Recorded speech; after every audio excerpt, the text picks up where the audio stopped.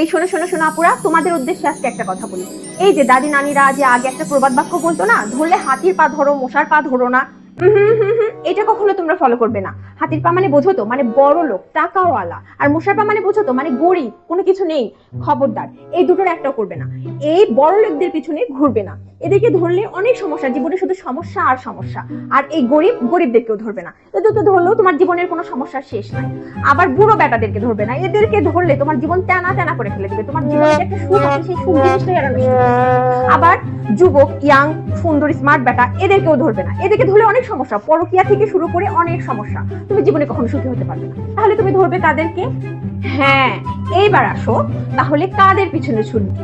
হাবা গোবা মগা অগা টগা, এই ধরনের মদন বেটাদের পিছনে ঘুরবে। তাহলে জীবনে দেখবে সুখ আর সুখ, রাজত্ব। তুমি শুধু রানী হয়ে রাজত্ব করবে। এই মদন টাইপের লোকদের গুলোকে তুমি তোমার হাতের ইশারায় নাচাতে পারবে। তুমি যদি ডাইনে যেতে বলো তারা ডাইনে যাবে, তুমি যদি বামে যেতে বলো তারা বামে যাবে, তুমি উঠতে বললে উঠবে, তুমি বসতে বললে বসবে। মানে তোমার জীবনে শুধু সুখ আর সুখ। তোমার জীবনে কোনো সমস্যার সৃষ্টি হবে না, কোনো বিশৃঙ্খলা তৈরি হবে না। জীবন হবে আনন্দময়। না বিশ্বাস হলে একটু আশেপাশে দেখবে এই মদন টাইপের লোকগুলো কোন সংসারে আছে। একটু ঘুরে দেখবে এই সংসারের মেয়েরা অনেক শান্তিতে আছে, অনেক সুখে আছে। সুতরাং এই হাবা গোবা মগা টগা মদন টাইপের লোকদেরকে ধরো এবং ঝাঁপিয়ে